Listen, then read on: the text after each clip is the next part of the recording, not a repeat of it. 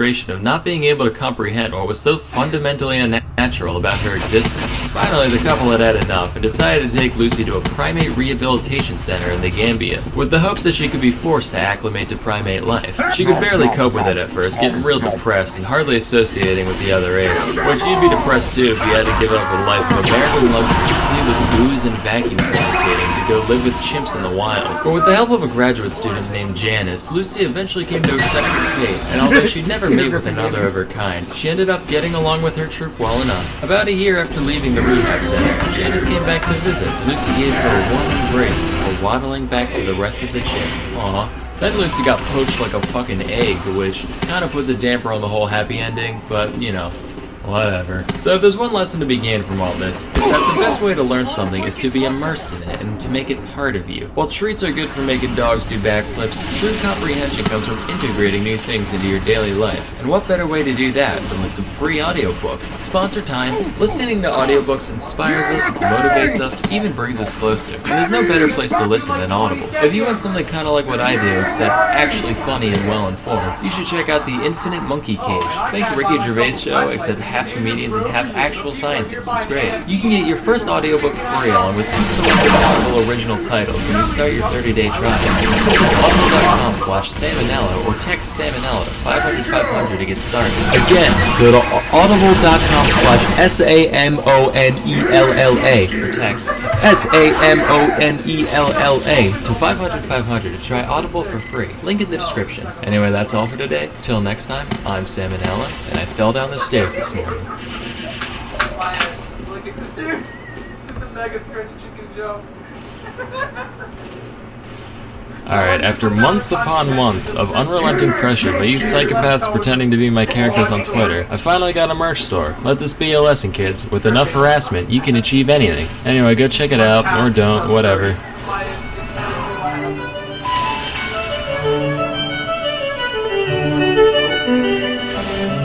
Hey kids, if I learned anything from my middle school career, it's that what may seem like a good idea initially will often be remembered only as a foolish mistake. Here's a few pieces of technology from yesterday that have since fallen into total obscurity. So I've always believed that there's no point in having many small things when you can have one big thing. Why have many shrimp when you can have one lobster? Why drink many glasses of milk when you can eat one udder? Why have many cheese-its when you can have one cheese-them, patent pending? And why have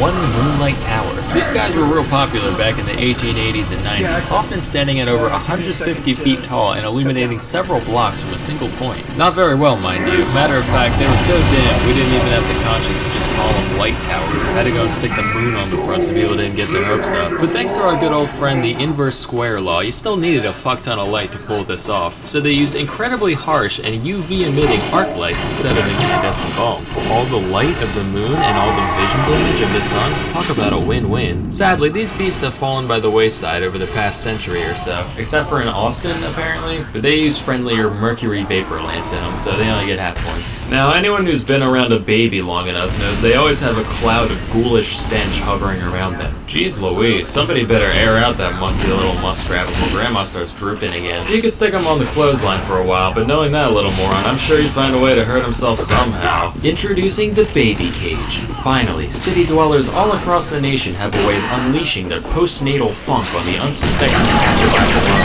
These were in vogue for a while before falling out of style a bit of the way into the 20th century, as apparently society started deeming babies more valuable than air conditioners. I don't really get it personally, but this is also around the time we started putting lead in gasoline, so it's probably for the best we kept them inside all day. Matter of fact, it's my firm belief that without kids growing up breathing lead, there's no way pet rocks would have taken off in the 70s. Wow, alienating baby boomers. He's so brave and controversial. Now, in the days between the Great War and the not as great but still pretty alright war, people were trying to find efficient means of detecting an incoming air attack. They climbed their nation's tallest mountains to seek the wisdom of their greatest elders, and the wise men said, big ears. So that's what they did. These giant discs were known as acoustic meters, and were designed to focus incoming sound over a 5-meter diameter into a single point. They were reasonably effective as listening devices. A few of them in Britain were able to pick up the sound of a plane from all the way across the English Channel. Of course, radar came along soon after, rendering these things completely useless beyond looking brutalist as hell. For real, instant album material right here. Ah! One of the Pep Boys is pulling a Spanish Inquisition on this poor wayward harlot. Huh. Just kidding. Despite the fact that this looks so very much like a state-of-the-art instrument of torture, it's actually just a beauty micrometer. Take those G-size measure things at Foot Locker, only instead of one primitive measurement, it records the entire topology of your face and skull at once. With this data, a trained cosmetologist would be able to pinpoint exactly what features of your head should be enhanced and reduced with makeup in order to achieve a maximum calculated attractiveness after you've paid for their services. Clearly this device must have been effective. After all, beauty is entirely objective. What, eye of the beholder? Check the name tag, buddy. Apparently though, women didn't like being strapped into a birdcage and having their every minute flaw meticulously laid out in front of them, so this thing never really took off in the end. Next we have the Humlauf. This was a device made during World War II designed to let infantry shoot around corners. It's like the Germans sat down and watched that part of Tom and Jerry where the conniving rat bends the gun barrel back at his adversary. They said, "Mein Gott." They came in a variety of angles between 30 and 90 degrees, and even came with a little periscope so you could see what you were shooting at. But as we all come to find out when we reach adolescence, cartoons are the arbiters of deceit, because these things would invariably break within the first couple hundred shots or so. And even when they did work, the rounds would fucking explode from the massive acceleration, turning a deadly bullet into an ineffectual spray of shrapnel. These were so ineffective that only the 30-degree model ever saw significant production beyond prototypes, and even that was very limited. Say, you ever look at regular mouse traps and go, not enough property damage? Check this out. Patented in 1882, it's the revolver mousetrap, brought to you by the makers of the snail trebuchet and the cockroach claymore. Thanks to the marvels of the modern era, all those tiresome hours of intense varmint slaying can be outsourced for one little gadget on the floor of your kid's playroom. Now when you hear a gunshot in the middle of the night, you can rest easy knowing that, one way or the other, there's one less pest for you to deal with in the morning. Boom. 1850. Steam locomotives are all the rage. You're in the transport business, but all you can afford is a couple dumb horses. Sure, they move things from point A to point B almost as well at a fraction of the cost, but your cool rail riding friends called you a whack-ass and it really hurt your feelers. Well, if we got the invention for you. The Impulsoria uses an ingenious system of treadmills to turn that horse to be beckoned into a force to be reckoned with. Sure, it's expensive as hell to make and limits your services entirely to railroad. Just look at it. Instant force. Saw some rims and a spoiler on that, you're laughing. This machine is recorded at having a maximum output of 2 to 4 horsepower, which sounds about right, and it didn't see much use outside of the pictures. Now, if there's one hobby that people in the past enjoyed, it's smoking. Whoo boy did they like smoking. And with every great wholesome activity comes a million novelty items to go along with it. Everyone's seen the long cigarette, but how about the loop cigarette? Smoking blank? There you go. Going snorkeling. Hey, you know what's more important than oxygen? Nicotine. But hey, wanna know the only thing better than a cigarette? 2 cigarettes. You know what? Fuck it. Have the whole pack. You earned it. Of course, if you're trying to cut back, you can always share it with a friend. Aw, how heartburn. But you know what's even more fun than addiction? High-quality documentaries. That's why you should check out CuriosityStream. From the face behind the Discovery Channel, CuriosityStream lets you stuff your little meatuses full of all the bizarre knowledge the world has to offer. And with over 2,400 titles, there's no way there isn't something that interests you here. Remember Secret Life of Pets? Trash movie, turgid prose, stilted dialogue, pandering humor, and above all, highly unrealistic. On the other hand, The Secret Life of Dogs is an absolute treasure. Did you know they turn their tongues into weird inside-out ladles when they drink? Just one of the many fun facts found inside. Normally, full access to CuriosityStream only costs $2.99 a month, or $20 a year, which is nothing. That's like a McDonald's run every 4 months. But if you still have your doubts, you can get 30 days free if you sign up at curiositystream.com/salmonella and use promo code salmonella during the sign-up process. Anyway, that's all for today. Until next time, I'm Salmonella, and check out this JPEG. Peter Griffin Gaming. We have to go to their Denmark. This video is sponsored by Skillshare. We have taken the enemy intelligence. We have brought the enemy intelligence. Hey kids, as we all know, the evolution of species is an incredible process, driven by little more than the random chance that certain mutations may happen to provide a practical advantage in the creature's environment. And as a result, there's a lot of things out there that look super dumb when you strip back and here's the top 10 worst animal skeletons of all time. So first and foremost, I'd like to settle a little debate I've been seeing floating around the past few weeks. Yes, penguins do, in fact, have knees. But in order to hide full-grown legs into one plump cylinder, you gotta have a little skeletal trickery on your side. You guys ever do wall sits in gym class or elsewhere? One of the most torturous exercises out there. I now feel even worse for penguins, because not only did they have to deal with living in a frigid black and white hellscape, the most hostile environment known to man second only to the vacuum of space, all the while constantly pursued by ravenous famous bloodthirsty sea dogs, but they're also secretly doing wall sits their entire life. Quick side note, in Mandarin, the word for penguin consists of the characters for business goose, which is fucking hilarious. Like one day a goose put on a suit and said, "Today it is time to make a name for myself, honk." This next guy is known as Parsons Chameleon,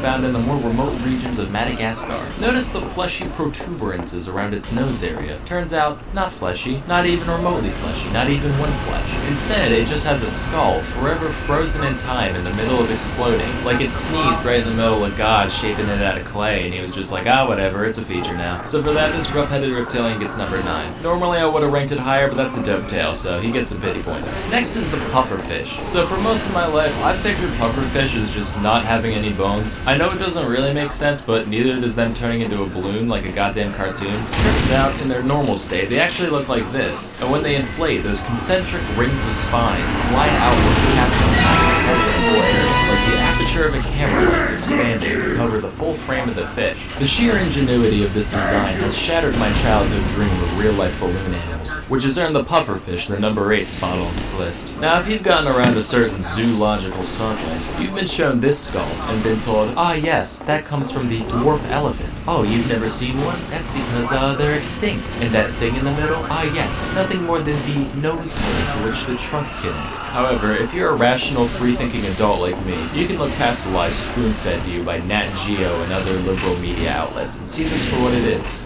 A cyclops. Next is the orca, otherwise known as the killer whale, the panda torpedo, or the sea lion.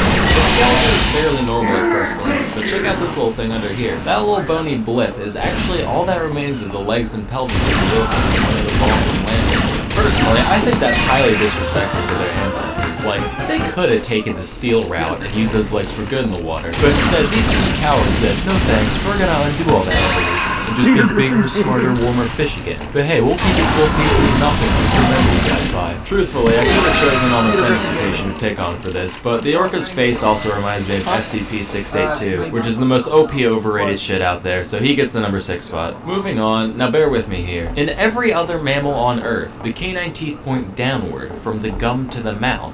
You know, like a tube. But this guy, known as the Babirusa, said, "Huh," and decided to have them grow up through the entirety of its fucking snoot and out the other end, which is the most nonsensical thing I've ever seen. Like, this man toenails out the front? How cliche. Let's make him go through the whole foot instead. Look, now I can kick good behind me. That's not all though. These tusks also keep growing for the creature's entire life, which isn't a problem in and of itself, right? Rodents, they keep chewing stuff to wear them down. Alligators, they just let them fall out now and then. But the Babirusa's like, I'll just nut in a lady pig long before this becomes an issue. So if it lives long enough, the teeth can curve right on around and slowly bore into the thing's face, like built-in Chinese bamboo torture. And occasionally, they can end up actually piercing the skull and shish kebabbing the brain. Now some people might say that this doesn't belong on this given that teeth aren't technically bones. And to those people, shit. Next we have the octopus. The octopus skeleton is so bad that it doesn't even exist. Sure, they got this little thing in the middle, but that doesn't count, that's just chitin. And yeah, they can get in a jar or whatever, but at what cost?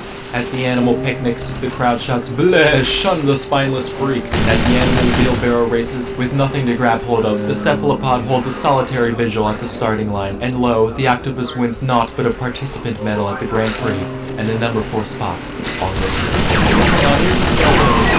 Not a big deal for a pregnant full of imagine humans had no concrete to crash.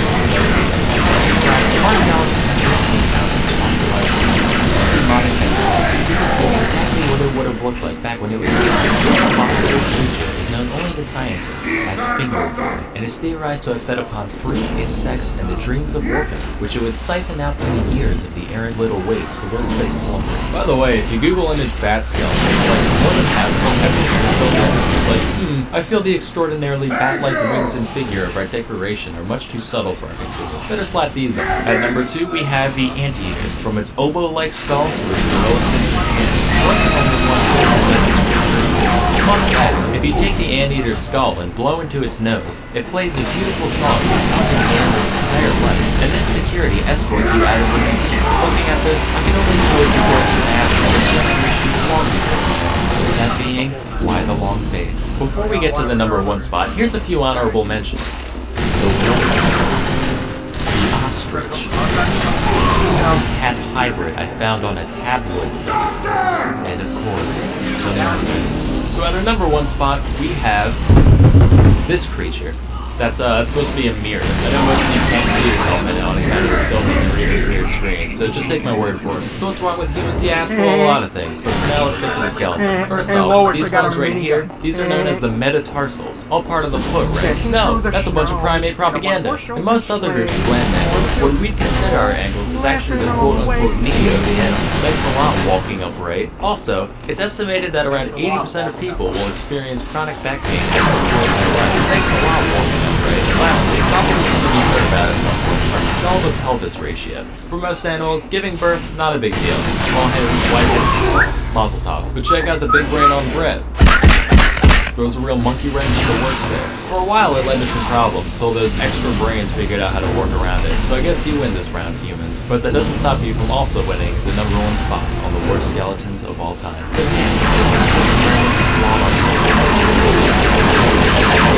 That's why you need to try Skillshare. Skillshare is an online learning platform with over 25,000 classes of design, business, technology, and freaking membership. High-quality classes on must-learn topics so you can improve your skills, unlock new opportunities, and do the work yourself. For all my life, I thought I knew how to do it. Then I saw this class, and I realized I didn't. Now I do again. With those few minutes between seeing the thumbnail and finishing the course were a dark time to feel.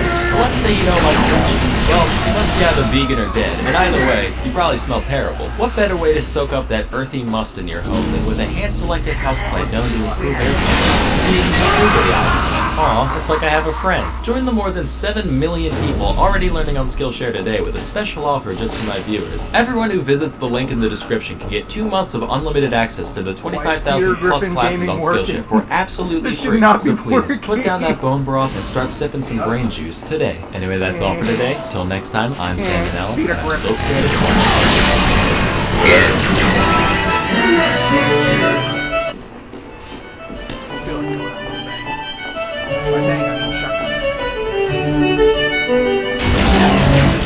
Animal test subjects have always been an important facet of science, since they allow us to study physiology in more destructive ways than we could get away with on humans. So it should come as no surprise that, over the years, there's been a lot of creatures haphazardly thrown at the cosmos against their will. Here's a bunch of smelly animals that achieve more in their short lives than you ever will. Quick disclaimer, this is by no means a comprehensive